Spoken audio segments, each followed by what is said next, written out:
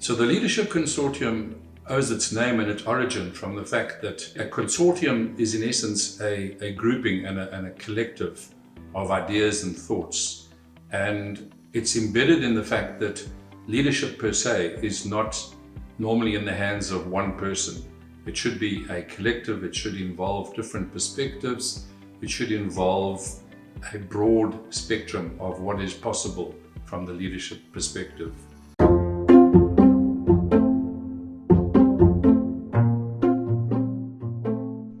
Chances are you think you're a good listener. People's appraisal of their listening ability is much like their assessment of their driving skills, in that the great bulk of adults think they're above average.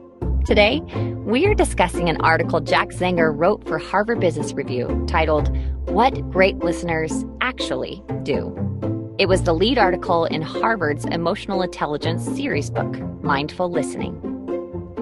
Welcome to The 90th Percentile, an unconventional leadership podcast by Zenger Folkman. Each week, using research from over 1.5 million global assessments, we analyze different leadership traits, trends, and what it really takes for leaders to get to the 90th percentile. I'm your host, Brianne O'Corin, and with me today is a man who spent a lot of time in life listening, Jack Zenger. Well, Brianne, my wife reminds me periodically that I'm far from being a perfect listener. I'm going to venture out and say that I believe most people are not born with the skill of being a great listener. Jack, you described that most people think good listening comes down to doing three things: not talking when others are speaking, letting others know you're listening through facial expressions and verbal sounds, and being able to repeat what others have said practically word for word. And when I think back to the advice that I've received in my life on listening, these are exactly the suggestions that I received. In your article, you argue that these behaviors fall far short of describing good listening skills. So how did you discover what great listeners do? Well, Brianne, we analyzed data describing the behavior of some 3,492 participants in a development program that was designed to help managers become better coaches. As part of this program, their coaching skills were assessed by others using 360-degree feedback assessments. We then identified those who were perceived as being the most effective listeners, the top 5%. We then compared the best listeners to the average of all people in that data set. And then with those results in hand, we identified the differences between great and average listeners and analyzed the data in a way to determine what characteristics their colleagues identified and saw that made this top 5% so outstanding.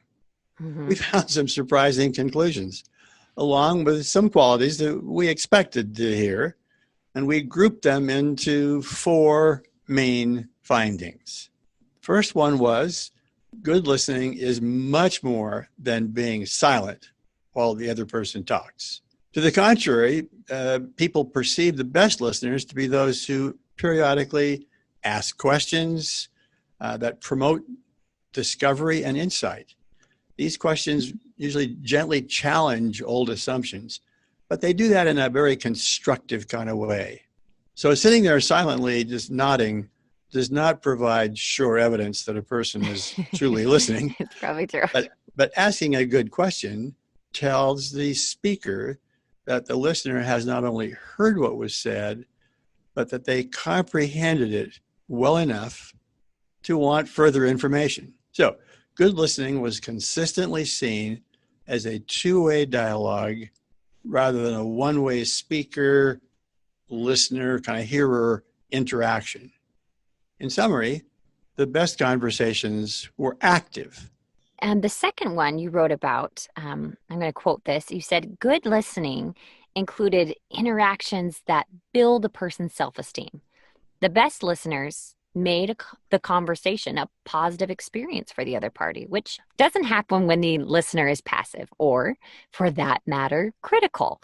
Good listeners made the other person feel supported and conveyed confidence in them. Good listening was characterized by the creation of a safe environment in which issues and differences could be discussed openly. And when I read this, it reminded me of the times that I have been describing my work to a boss. And while I am talking to them, I'm reading their facial expressions and I'm thinking to myself, oh no, they hate it. They're so bored. And it makes me just want to stop talking and I don't want to share anymore. But I have also been in the room with leaders who stopped multitasking, stopped writing an email, and listened in such a positive way that it made me feel like they trusted me and valued what I had to say. And as a result, I felt more energized and excited about the work I was doing. Good listening does energize the other person.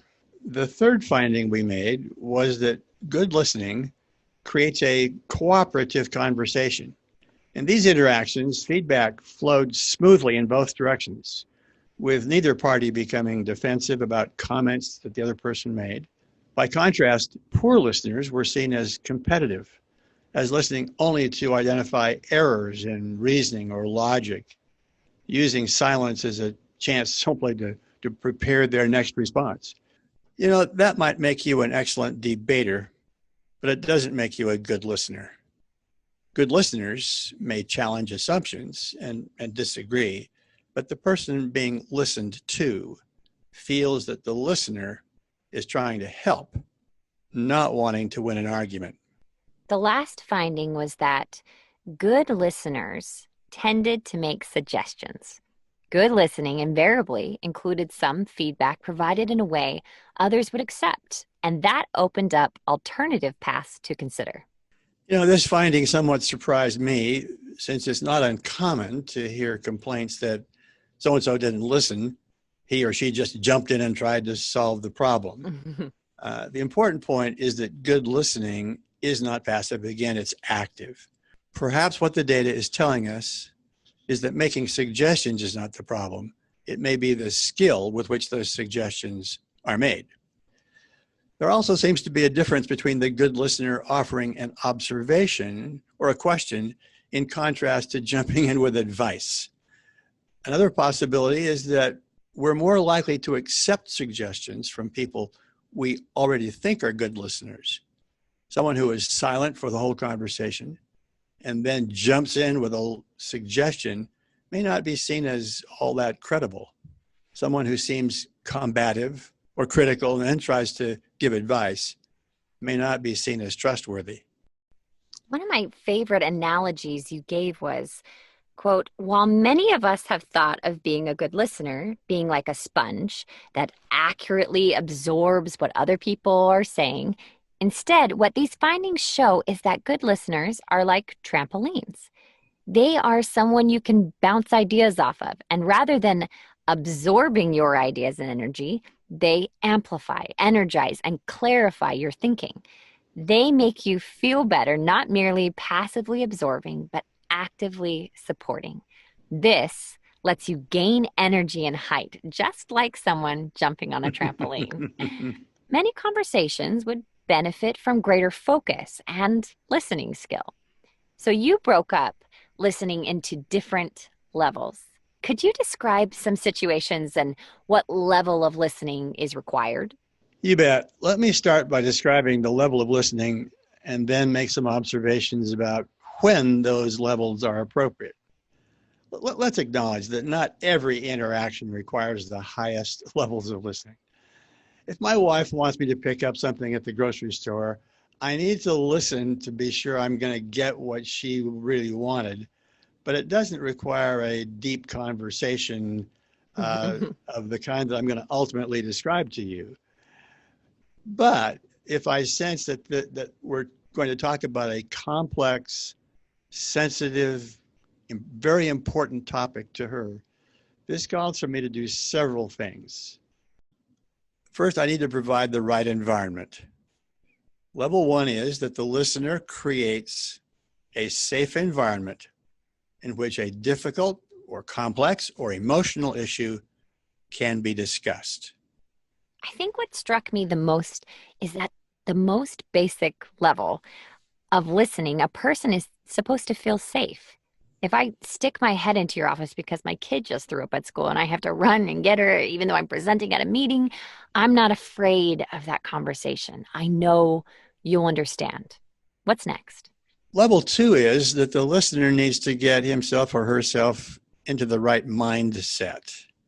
And I believe that that happens through some physical things that the listener does. The good listener closes the laptop, shuts off the phone, moves away all the distractions on the desk so that they maintain eye contact with the person that they're talking with.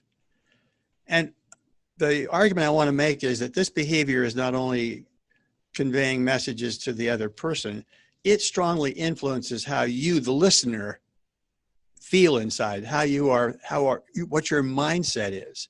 Acting the part changes how you feel inside, and this in turn makes you a better listener. These acts are as much for you as they are for the person you are listening to. The third level gets into the motivation and mindset of the listener. It is that the listener needs to fully understand the substance of what the other person is saying. They capture the idea, they ask questions, they restate the issues to confirm that their understanding is really correct. But rather than just merely repeating what the other person says, they kind of rephrase it. They create a new metaphor. They want to show that they really get the point. You're not a robot. Not a robot. The next level takes this whole process a step further. The listener observes the nonverbal cues, the facial expressions. They notice whether the person is perspiring, whether there's a rash on their face, whether there's, their gestures, their posture. There's a number of other subtle body language signals. It's estimated that 80% of what we communicate comes from these physical signals. It sounds strange to some, but you listen with your eyes even more than you do with your ears. I know many people struggle to read nonverbal cues. So what's something you have done to improve your awareness? One of the things I've learned is that if you're watching television, it's fun to kind of sometimes turn the sound completely down and just see how much of the story can you capture by just watching what the people are doing. And it really is amazing how accurate you can be just by watching facial expressions and the body language that communicates so much. Interesting. I'm going to try that. So next, listening means more than understanding ideas or arguments that someone else is making. It also means understanding the emotion that is wrapped around those ideas. Mm-hmm. For everyone that has a strong point of view, feels very passionately, very, very intensely about any topic, that means that there's not only an idea, but there's some emotion wrapped around that. And the good listener not only captures the idea, but they're able to capture what that emotion is. And finally, when we come to the highest level of real listening, and this level is that the listener, by asking questions, can help clarify the assumptions that the other person holds and helps the other person to see their issue in a new light. This may include the listener injecting his or her thoughts and ideas about the topic that could be useful to the other person. That doesn't mean that they hijack the conversation and bring it back to themselves. But the highest level of listening, in my opinion, is that ability to help the other person think of their issue in a new way, see it with an eagle eye view, see it in a new perspective. And so you see that each of these levels builds on the others. I'm going to be honest. I feel like that it sounds kind of hard to do all that. Maybe I'm just a terrible listener. But yeah, that just seems like a lot. What level of listening do you think a majority of leaders use? Well, I think that it's not often that you encounter a leader who often gets to this higher level of listening that we've just discussed. But I don't think that all conversations require that. So we don't get lots of practice in doing that. I guess what maybe the fundamental message of what I've tried to say here in the last few minutes is that we all ought to be working to move to a higher level and do that more often. So, Jack, during this conversation, I wasn't distracted. I sought to understand and ask questions. I watched your nonverbal cues through my Zoom screen. So I at least got to a level 4 today, right? I hope so, and I think so. Yes, absolutely. Our hope is that this research will help by providing maybe a new perspective on listening, and to talk about its further reaches. We hope that those who labor under any illusion of superiority about their listening will see where they really stand. We also hope that the good listening is mainly about acting like an absorbent sponge. We hope that will wane. Finally, we hope all will see that the highest and best form of listening comes in playing the same role for the other person that a trampoline plays for a child. It gives energy, it gives acceleration, it gives height, amplification. These are the hallmarks of great listening. The 90th Percentile, an unconventional leadership podcast, was written and recorded by Brianna Corin and Jack Zenger, with music by Pleasant Pictures and produced by Zenger Folkman. If you like our show, please subscribe on Apple Podcasts and leave a review. For more information about Zenger Folkman's leadership assessment offerings and to read the article and research we referenced in our episode today, go to zengerfolkman.com and search podcast. It's a pleasure to be able to share these thoughts and ideas with you, and hopefully be part of allowing you to adopt a journey where extraordinary leadership is an opportunity and a growth area for you and your teams.